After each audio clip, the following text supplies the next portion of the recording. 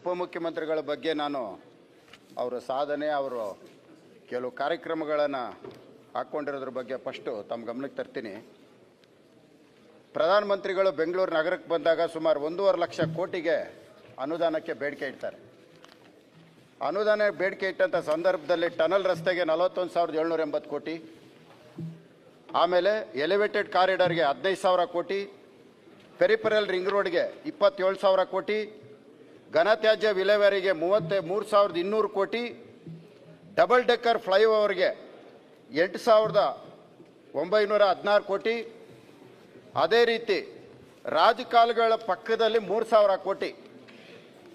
ಬಹುಶಃ ಪ್ರಪಂಚದ ಇತಿಹಾಸದಲ್ಲಿ ರಾಜಕಾಲುಗಳ ಪಕ್ಕದಲ್ಲಿ 45 ಮೀಟರ್ ಮತ್ತು 45 ಮೀಟರ್ ಅಗಲೀಕರಣ ಮಾಡಿ ರಸ್ತೆ ಮಾಡೋಂಥದ್ದಕ್ಕೆ ಒಂದು ಚಾಲನೆ ಕೊಟ್ಟಿದ್ದಾರೆ.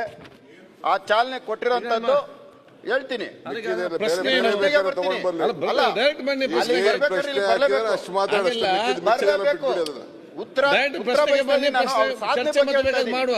ನಾನು ಅವರ ಸಾಧನೆ ಬಗ್ಗೆ ಹೇಳ್ತಾ ಇದ್ದೀನಿ. ಬೇಡಿಕೆ ಇದು ನೋಡಿ, ಇದು ಪ್ರಶ್ನೆ ಉತ್ತರ. ಇದು ಪ್ರಶ್ನೆ ಅದನ್ನು ಕೇಳಿ ಪರಿಹಾರ ಕಂಡುಕೊಳ್ಳಿ. ಬೇರೆ ಏನು ವಿಚಾರ, ಉತ್ತಮವಾದ ವಿಚಾರಗಳು ಆಫೀಸಲ್ಲಿ ಚರ್ಚೆ ಮಾಡಿ. ನಾನೇನು ಬೇರೆ ಡೈವರ್ಟ್ ಆಗ್ತಾ ಇಲ್ಲ. ಅಲ್ಲ, ಪ್ರಶ್ನೆ ಬೇರೆ ಡೈವರ್ಟ್ ಆಗ್ತಾ ಇಲ್ಲ.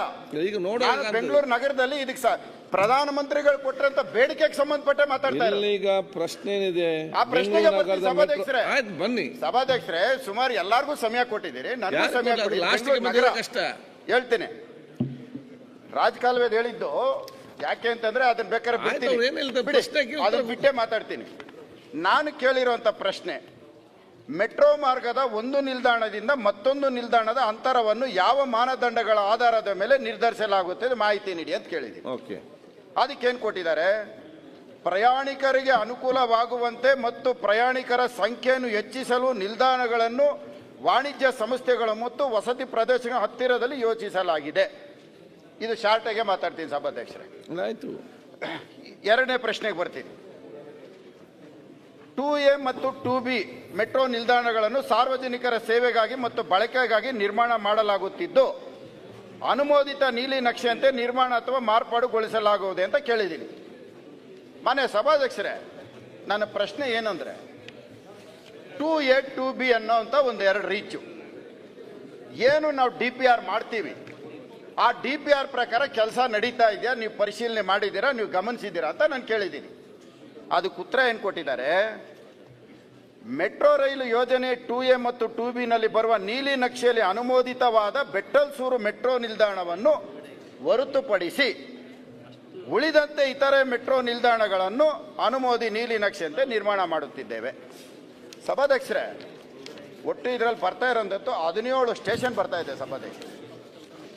17 ಸ್ಟೇಷನ್ಗಳಲ್ಲಿ ತಾವು ಒಂದೊಂದು ಸ್ಟೇಷನ್ನು ಪೂರ್ಣವಾಗಿ ನಾನು ಹೇಳಬೇಕು ಅಂದರೆ ಸಮಯ ಆಗತ್ತೆ, ಹಾಗೆ ಶಾರ್ಟಾಗಿ ಹೇಳ್ಬಿಡ್ತೀನಿ ಸಭಾಧ್ಯಕ್ಷರೇ.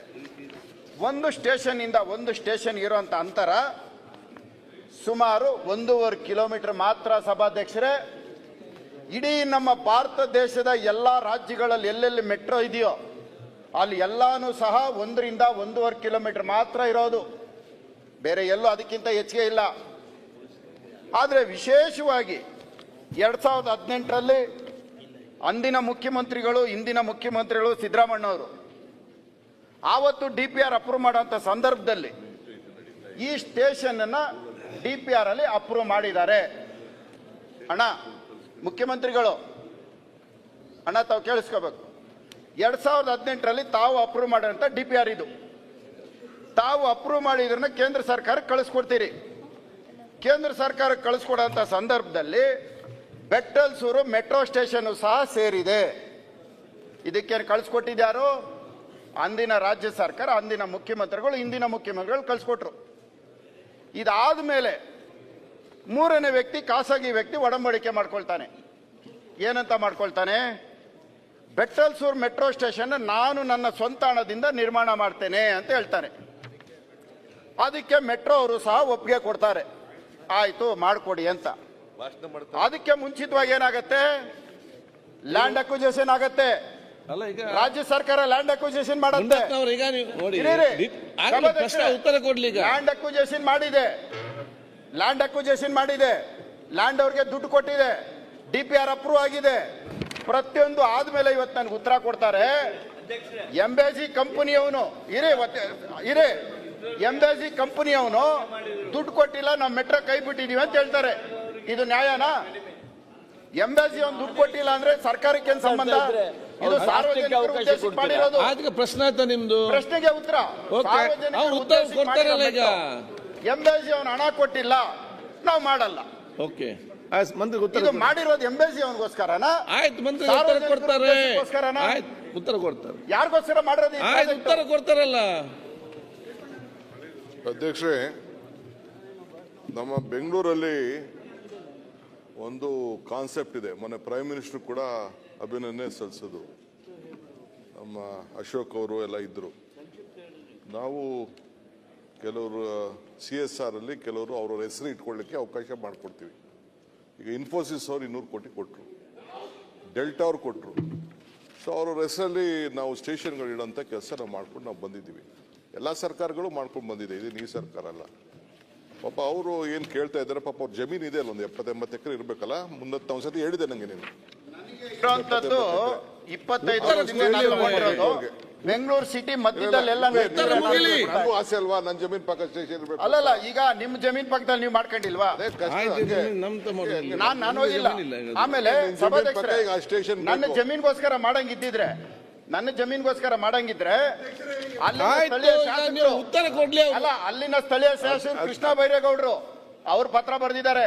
ಸರಿಗೆ ನಲ್ಲಿ ಬೇಕಾ ಬೇಡ ಅವಶ್ಯಕತೆ ಇದೆ. ಅವ್ರು ಹೇಳಿದ್ದಾರೆ ಬಿಡಪ್ಪ, ನನಗೇನು ಕೃಷ್ಣ ಹೇಳ್ಬೇಕು ಬೈರೇಗೌಡರು ಲೆಟರ್ ಬರೆದಿದ್ದಾರೆ. ಆಯ್ತು, ಈಗ ನನ್ನ ಜಮೀನ್ ಬಿಟ್ಬಿಡಿ. ಕೃಷ್ಣ ಬೈರೇಗೌಡರು ಇದು ಬೇಡ ಅಂತ ಹೇಳಿ ನಾನು ಇವಾಗಲೇ ಕುಂತ್ಕೊಂಡ್ಬಿಡ್ತೀನಿ. ಅಧ್ಯಕ್ಷರೇ, ನಾನು ನನ್ನ ಕ್ಷೇತ್ರದಲ್ಲಿ ಅಲ್ಲಿ ಮೆಟ್ರೋ ಸ್ಟೇಷನ್ ಬೇಕು ಅಂತ ಕೇಳಿದ್ದೇನೆ. DCM ಅವ್ರಿಗೆ ಪರ್ಸನಲಿನೂ ರಿಕ್ವೆಸ್ಟ್ ಮಾಡಿದ್ದೇನೆ. ಸೊ ನಂದು ಒತ್ತಾಯ ಇದೆ. ಆದ್ರೆ DCM ಕೇಳ್ತಾ ಇರೋದು ನೀವು ಯಾವ ಕಾರಣಕ್ಕೆ ಅದನ್ನ ಒತ್ತಾಯ ಮಾಡ್ತಾ ಇದೀರಿ ಅಂತ ಅವ್ರಿಗೆ. ನಾನು ಬೆಂಗಳೂರು ನಗರದ ಒಬ್ಬ ಶಾಸಕ, ಅಲ್ಲಿ ಬೆಂಗಳೂರಿನ ನಿವಾಸಿ. ಅವ್ರಿಗೂ ಈಗ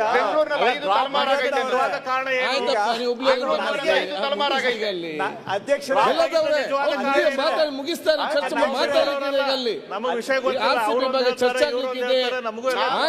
ರಾಜ್ಯದ ಜನತೆ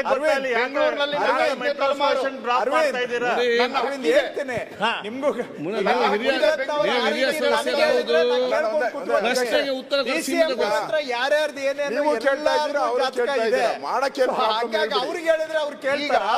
ನನಗೆ ಪಕ್ಕದಲ್ಲಿ ಯಾರ್ದು ಎಷ್ಟು ಏನು ಎಲ್ಲ ಇಡೀ ಬೆಂಗಳೂರದು ಚಿತ್ರ ಏನಿಲ್ಲ. ನನಗೆ ಅವ್ರಿಗೆ ಹೇಳಿದ್ರೆ ಅವ್ರು ಕೇಳ್ತಾರ. ಹೇಳಿ, ಈ ಪ್ರಾಜೆಕ್ಟ್ ಆಗೋದಕ್ಕೆ ನಾನೇ ಸಲಹೆ ಕೊಟ್ಬಿಡ್ತೀನಿ. ಆಯ್ತು, ಕೂತ್ಕೊಳ್ಳಪ್ಪ. ತುಂಬಾ ದೊಡ್ಡ ಸಲಹೆ ಏನಿಲ್ಲ. ಸ್ಟೇಷನ್ ಒಂದ್ ನಿಮಿಷ ಸರ್, ಮಾನ್ಯ ಸಭಾಧ್ಯಕ್ಷರೇ, ನಾನೇ ಉಪಮುಖ್ಯಮಂತ್ರಿಗಳು ಒಂದು ಸಲಹೆನೂ ಕೊಡ್ತೀನಿ. ನೀವು ಒಂದೇ ಒಂದು ಫೋನ್ ಕಾಲು ಆಗುತ್ತಾ ಆಗಲ್ವಾ, ದುಡ್ಡು ಕಟ್ತೀಯಾ ಕಟ್ಟಲ್ವಾ, 24 ಅವರ್ ಟೈಮ್ ಕೊಡಿ, ನಿಮ್ದೊಂದು ಫೋನ್ ಕಾಲಕ್ಕೆ ದುಡ್ಡು ಕಟ್ತಾರೆ. ಇವತ್ತು ಬೆಂಗಳೂರು ನಗರದಲ್ಲಿ ಬೆಂಗಳೂರು ನಗರದಲ್ಲಿ ಬಿಲ್ಡರ್ಗಳು ಹೇಳಿದ ಮಾತು ಕೇಳ್ತಾರೆ, ಅದು ನಿಮ್ಮೊಬ್ಬರ ಮಾತು ಕೇಳೋದು. ಆಯ್ತು, ಉತ್ತರ ಕೊಡ್ಲಿ. ಒಂದು ಮಾತು ಹೇಳಿ ಸರ್. ಆಯ್ತು, ಈಗ ಎಲ್ಲರೂ ಕೇಳ್ತಾರೆ, ನೀವು ಕೇಳ್ಬೇಕಲ್ಲ ಹೇಳಿದಾಗೆ. ಒಂದು ಮಾತು ಹೇಳಿ. ನೀವು ಕೂತ್ಕೊಳ್ಳಿ, ಈಗ ಮುಂಡತ್ತೆ ಕೂತ್ಕೊಳ್ಳಿ. ಅಧ್ಯಕ್ಷರೇ, ಮುಂಡತ್ನವ್ರೆ, ಅಧ್ಯಕ್ಷರೇ ಏನ್ ತೊಂದರೆ ಇಲ್ಲ. ಅವರು ಪಾಪ ಸ್ವಾರ್ಥ ತಪ್ಪೇನಿಲ್ಲ. ಮನುಷ್ಯಂಗೆ ನನಗೂ ಸ್ವಾರ್ಥ ಇದೆ, ಅವ್ರಿಗೂ ಸ್ವಾರ್ಥ ಇದೆ. ಈಗ ಹಿಂದೆ ಅಲ್ಲಿ ಎಂಬಾಸಿ ಅವ್ರದ್ದು ಒಂದು 250-200 ಎಕರೆ ಅಲ್ಲೇನೋ ಜಮೀನಿದೆ. ಅವರು ನನ್ನ ಹೆಸರು ಬರಬೇಕು ಅಂತೇಳಿ ಎಂಬಾಸಿದು ಅಂತ ಅಂದ್ಬಿಟ್ಟು ಒಂದು ಅಗ್ರಿಮೆಂಟ್ ಮಾಡ್ಕೊಂಡಿದ್ದಾರೆ. 140 ಕೋಟಿ ರೂಪಾಯಿ ಸ್ಟೇಷನ್ ಮಾಡಬೇಕು, 120 ಕೋಟಿ ರೂಪಾಯಿ ಕೊಡ್ತೀವಿ ಅಂತ ಹೇಳಿದ್ದಾರೆ. ಅದ್ರಲ್ಲಿ ಬರೀ 1 ಕೋಟಿ ದುಡ್ಡು ಕೊಟ್ಟಿದ್ದಾರೆ. ಇವ್ರದ್ದು ಒಂದು 70-80 ಎಕರೆ ಇದೆ. ಇವರು ದುಡ್ಡು ಕೊಟ್ಬಿಡ್ಲೆ, ಮುಂದತ್ತೆ ಹೆಸರೇ ಇಟ್ಬಿಡ್ತೀನಿ ಸ್ಟೇಷನ್. ಸಭಾಧ್ಯಕ್ಷರೇ, ಹಂಪನಗೌಡ ಬಾದಲ್ಲಿ ಅವರು ಅಂದ್ರೆ ಅಲ್ಲ, ಈಗ ಅಂದ್ರೆ ದುಡ್ಡು 6 ಜನ ಕೊಡ್ಲಿಕ್ಕೆ ಸ್ಟೇಷನ್ ಮಾಡೋದು ಯಾರು ಮಾಡ್ತಾರೆ? ಯಾರು ಕೊಡೋದು? ಸರ್ಕಾರ ಮಾಡ್ತಾರೆ. ಅಲ್ಲ, ಈಗ DPR ದಲ್ಲಿ ಇದೆ ಸ್ಟೇಷನ್. ನೀವು ಅರ್ಥ ಮಾಡ್ಕೊಳ್ಳಿ, ಅವ್ರು ಫಸ್ಟ್ ಕೊಡ್ತಾರೆ. ಗಂಭೀರವಾದ ಸರ್ಕಾರದ ಸಲ ಮಾಡ್ತಂತೆ. ಇದು ಗಂಭೀರವಾದ ಪ್ರಶ್ನೆ. ಅಧ್ಯಕ್ಷರೇ, 9 ಕಿಲೋಮೀಟರ್ ಈಗ ಹಿಂದೆ CM ಅವರು ಅದನ್ನ ಅನುಮೋದನೆ ಮಾಡಿದ್ದಾರೆ. ಕೃಷ್ಣ ಬೈರೇಗೌಡನು ಕಟ್ಬೇಕಂತ ಈಗಾಗಲೇ ಅವರು ಕಟ್ತೀನಿ ಅಂತ ಅಗ್ರಿಮೆಂಟ್ ಮಾಡ್ಕೊಂಡು 1 ಕೋಟಿ ಕಟ್ಟಿದ್ದಾರೆ. ಮುನ್ರತ್ನ ಏನ್ ಹೇಳ್ತಾ ಇದ್ದಾನೆ, 1 ಕೋಟಿ ಕಟ್ಟಿದ್ದಾರೆ, ಇನ್ನು ಉಳಿದದ್ದು 119 ಕೋಟಿ ಕಟ್ಲಿ. ಉಪಮುಖ್ಯಮಂತ್ರಿಗಳು ಒಂದ್ ಸ್ವಲ್ಪ ಧಮ್ಕಿ ಹಾಕ್ಲಿ ಅಂತ ಅಷ್ಟೇ ಹೇಳಿದ್ವು, ಬೇರೆ ಏನು ಹೇಳಿಲ್ಲ ಅವ್ರು. ನಾನ್ ನಂಬಿಕೆ ಇಲ್ಲ. ಈಗ ಅಷ್ಟು ಹೇಳಿದ್ರೆ ಎಂಬೆಸಿ ಮುಗ್ದೋಯ್ತಪ್ಪ. ಹೆಸರು ಹಾಕ್ಬೇಕು ಅಷ್ಟ ಮುನ್ರತ್ನ ಕಂಪನಿ ಅಂತ ಒಂದು ಬೇಕಾದ್ರೆ ಮಾನ್ಯ cancel ಸಭಾಧ್ಯಕ್ಷರೇ, ಮಾಡೋಣ. ನೀವು ಅಗ್ರಿಮೆಂಟ್ ಮಾಡ್ಬಿಟ್ಟಿದ್ದೀರಲ್ಲ, ಅಗ್ರಿಮೆಂಟ್ ಯಾರ ಜೊತೆ ಅಂತ ಉತ್ತರ ಬೇಡ. ಅಗ್ರಿಮೆಂಟ್ ಆಗೌಟಿದೆ, ಅಗ್ರಿಮೆಂಟ್ ಆಗಿಲ್ಲ ಅಣ್ಣ, ಒಂದ್ ನಿಮಿಷ. ಅಂದ್ರೆ Okay, thank you. ಪ್ರಶ್ನೆ ಬರ್ತಾ ಇತ್ತು. ಸಭಾಧ್ಯಕ್ಷರೇ, ಹೇಳಿದ್ರಲ್ಲ. ಉಪಮುಖ್ಯಮಂತ್ರಿಗಳು ಇಲ್ಲ ಹೇಳಿದ್ದಾರೆ, finish. ನನ್ಗೆ ಉತ್ತರ ಕೊಡಿ. ಉಪಮುಖ್ಯಮಂತ್ರಿಗಳು ಇದನ್ನ ಜಾರ್ಕೊಳ್ಳೋ ಪ್ರಶ್ನೆ ಬೇಡ. ಇದು ಸರ್ಕಾರದ ಅವಶ್ಯಕತೆ ಇದೆಯಲ್ಲ ಅನ್ನೋದಕ್ಕೆ ಉತ್ತರ ಕೊಡ್ಲಿ. ಇದು ಮುನಿರತ್ನ ಎಂಬೆಸಿ ಅಲ್ಲ, ಇದು ಸಾರ್ವಜನಿಕರಿಗೆ ಅವಶ್ಯಕತೆ ಇದೆ ಇಲ್ಲ ಗೊತ್ತಿದೆ ಅಷ್ಟು ಕೊಡ್ಲಿ ಸಾಕು. ಓಕೆ ಎರಡೇ ಉತ್ತರ. ಕೃಷ್ಣ ಹಂಪನಗೌಡ ಬೈರೇಗೌಡರು ನನ್ನ ಹತ್ರ ಮಾತಾಡಿದ್ದಾರೆ, ಪರಿಸ್ಥಿತಿ ಬಗ್ಗೆ ತಿಳಿಸಿದ್ದಾರೆ. ಅವ್ರ ಕ್ಷೇತ್ರ, ಅವ್ರು ಹೇಳಿದ ಮಾತನ್ನ ಗಮನದಲ್ಲಿ ಇಟ್ಕೊಂಡಿದ್ದೀನಿ. ಅವ್ರದ್ದು ಪಬ್ಲಿಕ್, ನಿಮ್ದು ಪ್ರೈವೇಟ್, ಇಷ್ಟೇ. ಸುಮ್ಮನೆ ಹಂಪನಗೌಡ